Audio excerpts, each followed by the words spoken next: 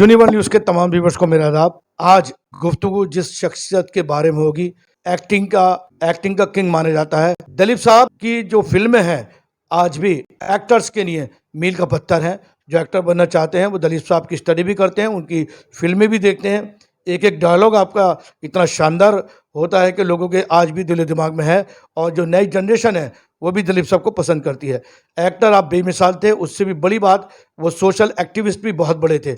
आज इसी पे पूरी ज़िंदगी दिलीप साहब की जो है जिन लोगों के साथ गुजरी है, उन्हीं में से एक है शौकत मुफ्ती साहब, जो BEB business and employments bureau in associate Jamia Hamdard के एग्जीक्यूटिव सेक्रेटरी हैं।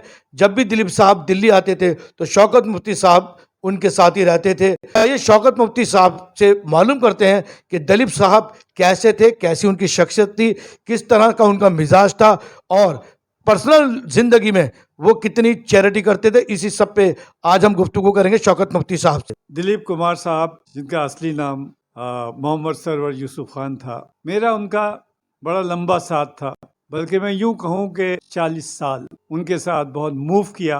कहीं कहीं जब हम लोग किसी भी प्रोग्राम में जाते थे तो उनका सारा PR जो था मैं देखता था। इसी कड़ी में आज से तकरीबन 40 साल पहले मेरी मुलाकात दिल्ली में एक महफिल में वहाँ हुई। मैंने कहा मैं हमदर्द में काम करता हूँ। दिलीप कुमार साहब अपने एक और दोस्त हुआ करते थे, सागर सूरी साहब, उनके साथ आए।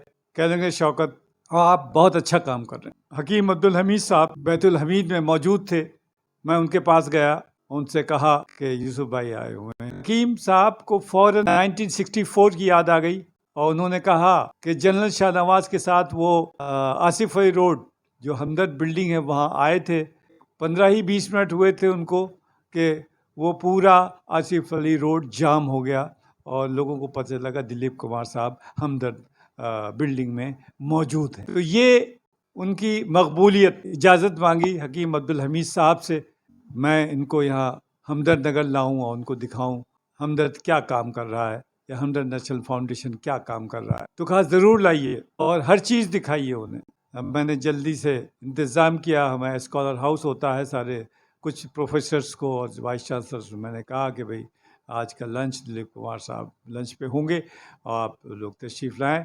और बड़ा इंतज़ाम करके मैं फ़ौरन 11:30 बजे दिलीप कुमार साहब, सागर सूरी साहब के साथ, और मैं मेन बिल्डिंग जो एडमिनिस्ट्रेटिव बिल्डिंग है वहाँ पे हम लोग आए। वहाँ पे उनका खैर मकदम हुआ, और बाकायदा उन्होंने रिसर्च लेबॉर्ट्री से लेके पूरी बिल्डिंग का राउंड, एक एक किताब और एक एक क्वेश्चनिंग ऐसे वो कर रहे थे प्रोफेसर से कि जाने कि वो बहुत बड़े लिटरेरी के आदमी हैं और बड़ी नॉलेजेबल आदमी। मुफ्ती साहब, मैं आपसे पूछना चाहता हूँ, दिलीप साहब की कोई ऐसी खासियत बताइए जो मेरे दर्शकों को ना पता। दिलीप कुमार साहब बहुत रिलीजियस माइंडेड होते। हम लोगों ने साथ बाजमात नमाज पढ़ी। हमारे यहाँ हकीम जमील साहब हुआ करते थे, डीन फैकल्टी ऑफ मेडिसिन थे वो, और मैं था और दिलीप कुमार साहब थे।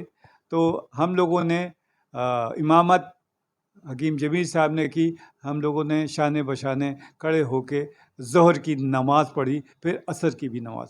आप ये बताइए, आपने एक वाकया मैं बताया था, हमारे दर्शकों ने बहुत पसंद करा था। दलीप साहब को जब याददाश्त थोड़ी सी कमजोर हो रही थी, तो एक नुस्खा हकीम साहब ने दिया था, वो पूरी डिटेल से मेरे दर्शकों को बताइए क्या था। आप लोगों ने महसूस किया होगा कि जब कोई फिल्म चलती थी उनकी, तो वो ठहर ठहर के बोलते थे, वही उनकी स्टाइल हो गई थी। चूँकि उनकी वो डायलॉग डिलीवरी जो होती थी, वो थोड़ा सा मतलब उसमें याद उनको करना पड़ता था, तो वो उनकी स्टाइल हो गई। तो मैंने हकीम अब्दुल हमीद साहब से कहा कि इनकी डायलॉग डिलीवरी में ये प्रॉब्लम आ रही है। तो उन्होंने एक नुस्खा लिखा उसी वक्त, मुफर्रह शेखुल रईस, मुफर्रह आज़म और गोल्ड डस्ट, ये इन तीन का मिक्सचर जो है बना के और उसको एक बहुत छोटी सी शीशी में उनको दिया गया, इस कदर खुशबूदार और इस कदर उसको सिर्फ चाटना था, खाना नहीं था, चाटना था। तो वो जो मुफर्रह आज़म, मुफर्रह शेखुल रईस और दो और दवा जड़ी बूटी और उसके बाद गोल्ड डस्ट, इनका मिक्सचर कराना, हम और हकीम जमील साहब पुरानी दिल्ली में साहब कैसे कैसे गए और क्या हुआ और कैसे वो बना, जब बन के तैयार हुआ कि इस कदर इसकी उम्दा खुशबू, कि इतनी अच्छी खुशबू मैंने कभी मुझे महसूस ही नहीं। अच्छा, आपको दलीप साहब की सबसे अच्छी फिल्म कौन सी लगती है? मुझे सबसे अच्छी फिल्म, वैसे तो उनकी सारी फिल्म अच्छी हैं, लेकिन गंगा जमुना वो फिल्म है कि रियली एक गांव की कहानी और बड़े हकीकत से करीब, अगर उसकी पंचक्की की आवाज़ आप सुने जो पुक पुक होती है, वो रियली में वही आवाज़ है।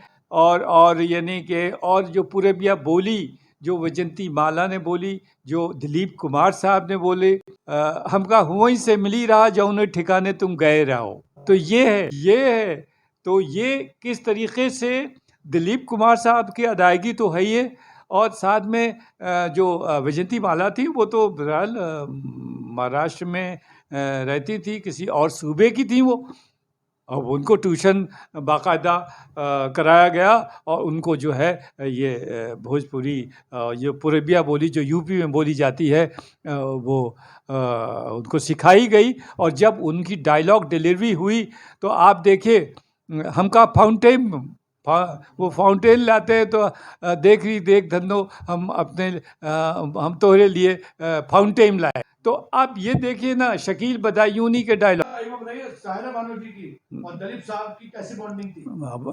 बहुत उम्दा बाउंडिंग। सायरा बानो हम लोग अक्सर बैठते थे, सायरा जी थे, होती थी, दिलीप साहब होते थे, हम होते थे, और फैमिली के मेंबर्स होते थे। ऑक्सफोर्ड की पढ़ी हुई थी, she is very knowledgeable lady. और दिलीप साहब भी कम नहीं थे भाई, वो उनकी उर्दू आप जब वो स्पीच देते थे तो बहरहाल वो सुनने वाली होती थी।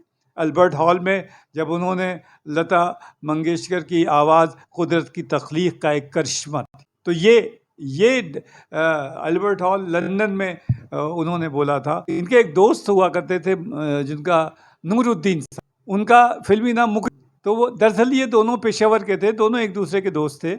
और जो है ये जब दिलीप साहब आए तो बहरहाल उनको नूरुद्दीन साहब को भी लिया है। दूसरी बात, हमने सुना कि जो दिलीप साहब चैरिटी बहुत करते थे, बहुत चैरिटी तो करते थे। उस पे नया रोशनी डाली। चैरिटी इतनी करते थे कि आप ये समझिए कि लोग भाग के जो थे एक्टर बनने के लिए मुंबई लड़के और लड़कियां चले जाते थे, और जब वो उनके बंगले पे पहुंचते थे तो उनको घर वालों को बुलाते थे और उनकी जो थी बाकायदा ट्रेन का टिकट खरीदवाते थे, और जो है उनको वापस घर, चैरिटी वो करते थे, लेकिन किसी को पता नहीं। आज भी सायरा बानो, उनका एक बहुत बड़ा ट्रस्ट है, उसके थ्रू बहुत कुछ चैरिटी करते थे। जमुना पार हम मुशायरों में 1 बजे रात में निकलते थे, सुनील दत्त साहब, मैं और दिलीप कुमार। वहाँ के लोग बड़े इंतज़ार करते थे, और जा कर के हम लोग 1 घंटा वहाँ मुशायरे में, ये लोग अपनी गज़लें भी कहते थे, और फिर हम रात में 2:30, 3, 4 बजे लौटते थे। एक्चुअली में he was A complete man. मेहमान नवाजी, बहुत मेहमान नवाज, ये हम लोगों का अपना पर्सनल तजुर्बा है।